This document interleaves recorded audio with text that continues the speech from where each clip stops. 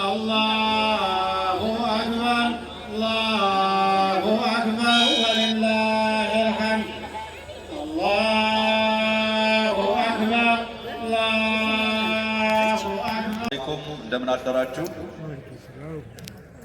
የተከበሩ ሼህ ሐሰን አህመድን የደሴ ከተማ እስልምና ጉዳዮች ምክር ቤት ሰብሳቢ፣ የተከበሩ አቶ አሊ መኮንን የደቡብ ወሎ ዞን ዋና አስተዳዳሪ፣ የተከበሩ አቶ አሸናፊ አለማየሁ የከተማችንን የብልጽግና ፓርቲ ቅርንጫፍ ጽሕፈት ቤት ኃላፊ፣ የተከበሩ አቶ ሽመልስ ጌታቸው የደሴ ከተማ ምክትል ከንቲባ፣ የተከበራችሁ በየደረጃው ያላችሁ የመጅሊስ አመራሮች፣ ዑለማዎች፣ ታላላቅ መሻይኮች፣ የተከበራችሁ መላው ደሴ ከተማና አካባቢው የእስልምና እምነት ተከታዮች፣ ክቡራንና ክቡራት እንኳን ለ1447ኛው ዓመተ ሂጅራ የኢድ አል አድሃ አረፋ በዓል በሰላም አደረሳችሁ ለማለት እወዳለሁ።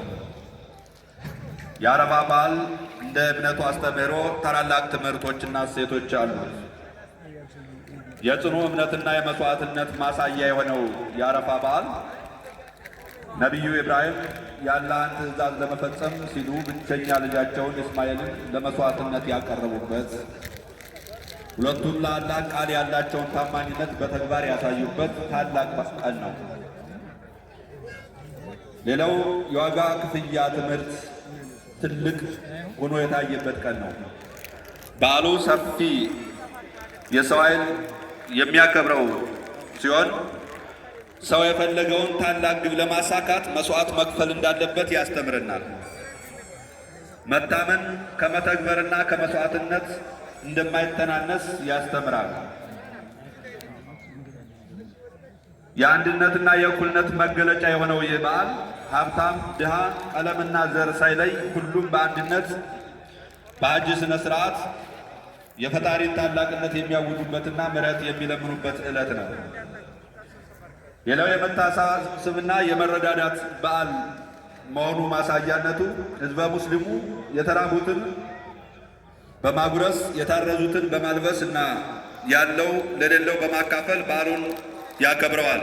ይህም የተለየ ያደርገዋል።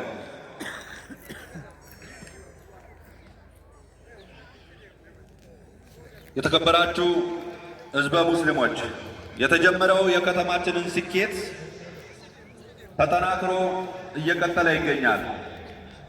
ደሴ ሰላሟን አስጠብቃ የሰላም ዋጋ የሆነውን ዘርፈ ብዙ ልማት እያጣጣመች ትገኛለች።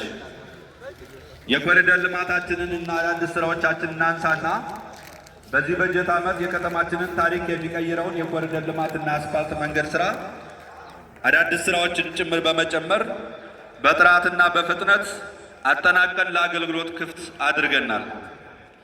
የአመራር ቲማችንን ዛሬም እንደ ትናንቱ ቃሉን በመፈጸም እየተጋ ይገኛል። የቤት ልማት አማራጮችን ወደ ትግበራ በማስገባት የመሬት ርክክብ አድርገን ወደ ግንባታ ለመግባት በቂ ዝግጅት እያደረግን እንገኛለን። ይህም ህዝባችንን በተለይም በእያንዳንዱ ሰው ህይወት ላይ አስተዋጽኦ ለማበረከት የታሰበ ሰው ተኮር ፕሮግራም መሆኑን ማሳወቅ እንወዳለን።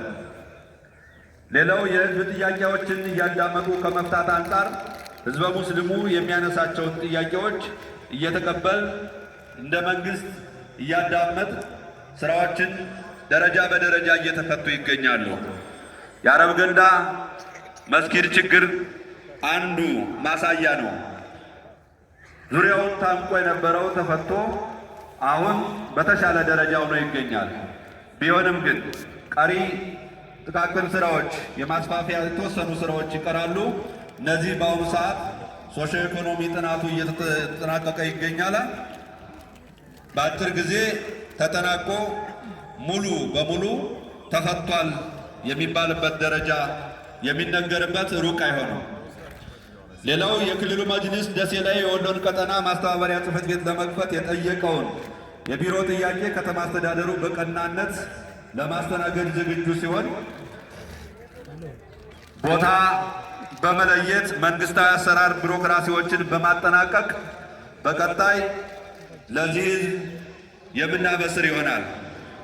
ሌሎች የኢድ መስገጃ ቦታዎች ከከተማ አስተዳደራችንን አንጻር ስራ ውስጥ ላይ መሆናችንን በመረዳት አንዳንዱ ስራ ሲጠናቀቅ ቢገለጽ የተሻለ ስለሚሆን ህዝበ ሙስሊሙ በትዕግስት እንዲጠብቀን እንጠይቃለን። ችግሩን ግን እንደ ከተማ የምናምንበት መሆኑን ለመግለጽ እንወዳለን።